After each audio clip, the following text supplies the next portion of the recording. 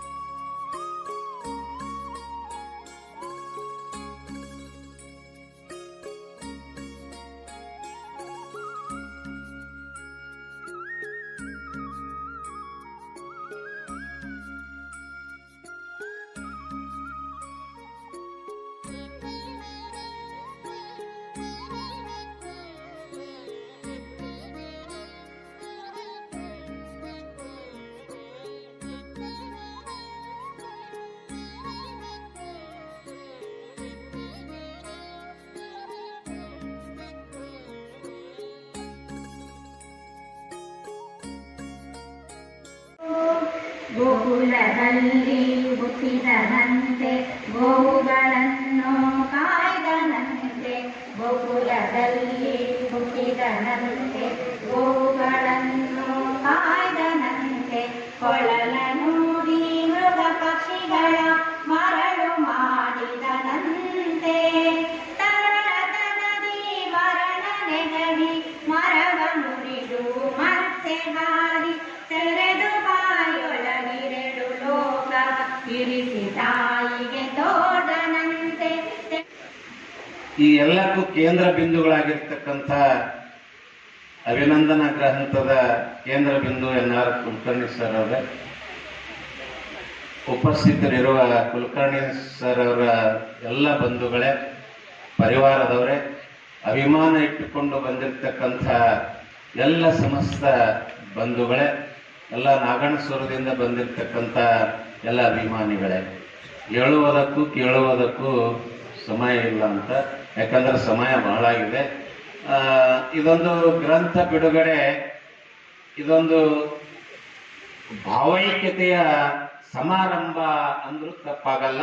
ಇದೊಂದು ಭಾವೈಕ್ಯತೆಯ ಅಭಿನಂದನಾ ಗ್ರಂಥದ ಬಿಡುಗಡೆ ಅಂತ ನನಗನ್ನಿಸ್ತಾ ಇದೆ. ಯಾಕಂತ ಕೇಳಿದ್ರೆ, ಈ ಅಭಿನಂದನಾ ಗ್ರಂಥದ ಸಂಪಾದಕರಲ್ಲಿ ಎಲ್ಲರೂ ಅದಾರ, ಎಲ್ಲ ಧರ್ಮೀಯರು ಅದಾರ.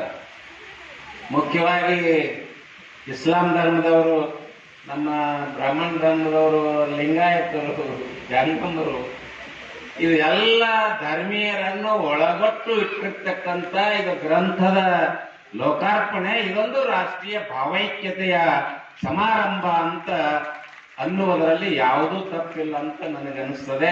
ಯಾಕಂದ್ರೆ ಒಬ್ಬ ವ್ಯಕ್ತಿಯ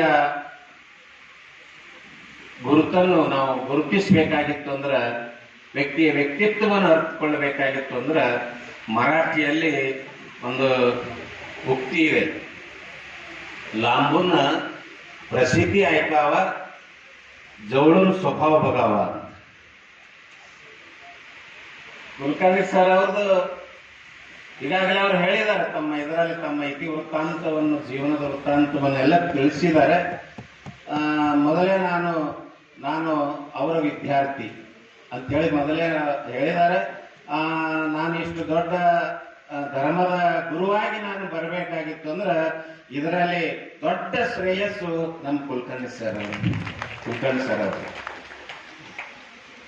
ಇದಕ್ಕಿಂತ ಹಿನ್ನೆಲೆ ನಾವು ನೋಡ್ಬೇಕಾಗಿತ್ತು ಅಂದ್ರೆ ಅವರ ಹಿರಿಯ ಅಣ್ಣ ಶಂಕರ್ ಗುರೂಜಿ ಅವರು ಕೂಡ ನಾಗಣಸೂರದಲ್ಲಿನೇ ಅವರ ಎಲ್ಲ ಜೀವನ ಹೋಗಿದೆ. ಅವರಲ್ಲಿ ಪ್ರೈಮರಿ ವಿದ್ಯಾರ್ಥಿ, ಪ್ರಾಥಮಿಕ ವಿದ್ಯಾರ್ಥಿ ಅವರ ಅಣ್ಣವರ ಕೈಯಲ್ಲಿ ನಾನು ಕಲಿತು ಮಾಧ್ಯಮಿಕದಲ್ಲಿ ಇವರ ವಿದ್ಯಾರ್ಥಿಯಾಗಿ ಇವತ್ತ ಉನ್ನತ ಒಬ್ಬ ಧರ್ಮಗುರುಗಳಾಗಿ ನಾವು ಅಲ್ಲಿ ಮೆರೀತಾ ಇದ್ದೀವಿ. ಇದಕ್ಕೆಲ್ಲಕ್ಕೂ ಕೂಡ ಕೇಂದ್ರ ಬಿಂದು ನಮ್ಮ ಕುಲಕರ್ಣಿ ಸರ್ ಅವರು ತಮ್ಮ ಈ ವಿಚಾರದಲ್ಲಿ ಹೇಳಿದ್ದಾರೆ. ಅದರ ಬಗ್ಗೆ ನಾನು ಹೆಚ್ಚು ಹೇಳಕ್ ಹೋಗೋದಿಲ್ಲ. ಅದಕ್ಕೆ ಒಬ್ಬ ವ್ಯಕ್ತಿಯ ವ್ಯಕ್ತಿತ್ವ ನಾವು ಗುರುತಿಸ್ಬೇಕಾಗಿತ್ತು ಅಂದ್ರೆ ಎಂಥವರನ್ನು ಈ ಗ್ರಂಥ ಅವ್ರ ತಾಯಿ ಹೆಸರಲ್ಲಿ ಮಾಡಿದ್ದಾರೆ. ತಾಯಿ ಹೆಸರಲ್ಲಿ ಯಾಕೆ ಮಾಡಿದ್ದಾರೆ, ಇದನ್ನು ಯಾಕಿಲ್ಲ ಅಭಿನಂದನಾ ಗ್ರಂಥದ ಬಿಡುಗಡೆ ನಡೀತು, ಇವರೆಲ್ಲ ಏನು ಅಭಿನಂದನಾ ಗ್ರಂಥದಲ್ಲಿ ಅದಾರ ಎಲ್ಲ ಅತಿಥಿ ಮಹಾರಥಿಗಳು ಏನ ಕುಲಕರ್ಣಿ ಸರ್ ಅವರ ಹತ್ತದವರಲ್ಲ, ಹೊಂದದವರಲ್ಲ, ಸಂಬಂಧ ಇಲ್ಲ, ಸೂತ್ರ ಇಲ್ಲ. ಈಗ ಯಾಕಿಲ್ಲಿ ಇಂಥ ಬಿಜಾಪುರ ನಗರದಲ್ಲಿ ಇಂಥ ಮಾಡಬೇಕಾಗಿತ್ತು ಅಂದ್ರೆ ಯಾಕಪ್ಪ ಅಂತ ಕೇಳಿದ್ರೆ ಸಂಸ್ಕೃತದಲ್ಲಿ ಒಂದು ಉಕ್ತಿ ಇದೆ, ಗುಣಿಸು ಪೂಜಾಸ್ಥಾನಂ ಗುಣ ಪೂಜಾಸ್ಥಾನಂ ಗುಣಿಸು ನಚಲಿಂಗಂ ನಚವಯ ಅಂತ. ಇವತ್ತು ಕುಲಕರ್ಣಿ ಸರ್ ಅವರ ವ್ಯಕ್ತಿ ಅದರ ಅಂತ ಹೇಳಿ ಅವರಿಗೆ ಇದು ಅಭಿನಂದನಾ ಸಮಾರಂಭ ಅಲ್ಲ. ಆ ಕುಲಕರ್ಣಿ ಸರ್ ಅವರಲ್ಲಿ ಏನು ವ್ಯಕ್ತಿತ್ವ ಇದೆಯಲ್ಲ, ವ್ಯಕ್ತಿತ್ವದ ಗುಣಗಳಿದೆಯಲ್ಲ, ಇದು ಏನು ವಸುಧೈವಕ ಕುಟುಂಬ ಅಂತಕ್ಕಂಥ ಏನು ವಿಶಾಲ ಭಾವವನ್ನು ಇಟ್ಟುಕೊಂಡು ಅವ್ರು ಇಲ್ಲಿ ತನಕ ತಮ್ಮ ಜೀವನವನ್ನು ನಡೆಸಿಕೊಂಡು ಬಂದಿದ್ದಾರಲ್ಲ, ಆ ಗುಣಕ್ಕ ಇವತ್ತ ನಚಲಿಂಗಂ ಆ ಗುಣಕ್ಕೆ ಅಭಿನಂದನೆ ಮಾಡ್ಬೇಕಾಗಿತ್ತಂದ್ರೆ ಇಂಥವರೇ ಮಾಡಬೇಕು, ಇಂಥ ಜಾತಿಯವರೇ ಮಾಡಬೇಕು, ಇಂಥ ವ್ಯಕ್ತಿಗಳೇ ಮಾಡ್ಬೇಕಂತಕ್ಕಂಥದ್ದಿಲ್ಲ. ಎಲ್ಲರೂ ಕೂಡ ಆ ವ್ಯಕ್ತಿಯ ವ್ಯಕ್ತಿತ್ವಕ್ಕೆ ನಾವು ಶರಣಾಗಿ ಅವರ ಕಾರ್ಯಕ್ಕೆ ಮಾಡ್ತಕ್ಕಂಥದ್ದು ಇವತ್ತ ಅಭಿನಂದನಾ ಗ್ರಂಥದ. ಬಹುಶಃ ಆ ಗ್ರಂಥ ತುಲಾಭಾರ ಬಹುಶಃ ನನಗನ್ನಿಸ್ತ ಎಲ್ಲಿ ಇಂಥ ಒಂದು ಅಭಿನಂದನಾ ಸಮಾರಂಭದ ಗ್ರಂಥ ಬಿಡುಗಡೆಯಲ್ಲಿ ನಾವು ನೋಡಿಲ್ಲ. ಧರ್ಮ ವೇದಿಕೆ ಮೇಲೆ ಧರ್ಮ ಗ್ರಂಥಗಳಾಗಿದ್ದು ನೋಡಿವಿ. ಆದ್ರೆ ಇವತ್ತು ಸಾಹಿತ್ಯಿಕ ದೃಷ್ಟಿಯಲ್ಲಿ ಅಭಿನಂದನಾ ಗ್ರಂಥ ಬಿಡುಗಡೆಯಲ್ಲಿ ಗ್ರಂಥ ತುಲಾಭಾರದಿಂದ ಇದು ತುಲಾಭಾರ ಮಾಡ್ತಕ್ಕಂಥದ್ದು ಇದು ಬಹುಶಃ ನನಗ ಇದು ಬಕುಳ ಪುಷ್ಪ ಈ ಗ್ರಂಥದಲ್ಲಿನೇ ಸಾಹಿತ್ಯದಲ್ಲಿ ಆಸಕ್ತಿ ಇದ್ದಂಥವ್ರು, ಸಾಹಿತ್ಯಕ್ಕೆ ಸಂಬಂಧಪಟ್ಟವ್ರ ಗ್ರಂಥಗಳು ಈಗ ಬಿಡುಗಡೆ ಆಗೋದು ಬಹಳ ಸೂಕ್ತ. ಯಾರು ಒಂದು ಗೊತ್ತಾಗಬೇಕು. ಮತ್ತು ರಾಜಕಾರಣಿಗಳು ಸಾಹಿತಿಗಳಾಗ್ಬಿಟ್ರು, ಸಾಹಿತಿಗಳು ಎಲ್ಲಿ ಹೋಗ್ಬೇಕಿದ್ರು, ಅವಾಗ ಕೊಟ್ಟು ನಾವು ಸಾಹಿತಿಗಳಾಗ್ಬಿಡ್ತಿದ್ವಿ. ಬರ್ದೆ ನಮ್ಮ ಹೆಸರು ಆರ್ಟಿಕಲ್ ದೊಡ್ಡ ಪ್ರಮಾಣ ಹಾಕಿ ಫೋಟೋ ಹಾಕಿ ಯಾರು ಬರ್ದಿರ್ತಾರೋ ಗೊತ್ತಿಲ್ಲ, ಅವರೇ ಪೇಪರ್ದವ್ರು ಬರ್ದಿರ್ತಾರೋ ಗೊತ್ತಿಲ್ಲ. ನಮ್ಮವ್ರು ನೋಡಿ ನಮ್ಮ ವಿಜೇಂದ್ರ ಒಂದು ಬತ್ತು ಒಂದು ಆರ್ಟಿಕಲ್ ದೊಡ್ಡ ಪ್ರಮಾಣದಾಗ ಅವರೇ ಬರ್ದಾರ ವಿಮರ್ಶಕರು ಅಂತ ಹಾಕಿದ್ರು. ಇದ್ದ ಕಾಲದಾಗ ಎನ್.ಆರ್. ಕುಲಕರ್ಣಿ ಅಂತವ್ರದ್ದು, ಕುಂಟೋಜ್ ಸರ್ ಅಂತವ್ರದ್ದು, ಕುಂಟೋಜಿಯವ್ರು ಇನ್ನೂ ಬಂದಿಲ್ಲ, ಬಹುತೇಕ ಬರ್ತದೆ ಮುಂದೆ ನಿಮ್ಮದು ಒಂದು ಟೈಮ್. ಅದಕ್ಕೆ ನಾನು ಪಟ್ಟಣ ಸರ್ ಕಾರ್ಯಕ್ರಮಕ್ಕೆ ಹೋಗೋಕ್ಕಾಗಲಿಲ್ಲ. ಅವರು ಏನೋ ಕೆಲಸ ಹಚ್ಚಿದ್ರೆ ಹಿಂಗಾಗಿ ಹೋಗೋದಾಗಲಿಲ್ಲ, ಗೊತ್ತಾಗಿಲ್ಲ.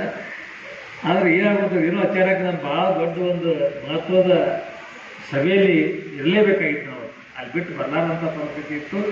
ಹಿಂಗಾಗಿ ನಾನು ಬರೋಕ್ಕಾಗಲಿಲ್ಲ ಸರ್ ಅಂತ ಕೇಳಿಸಿ ನಾನು ಫೋನ್ ಮಾಡಿ ಹೇಳಿದ್ದೆ.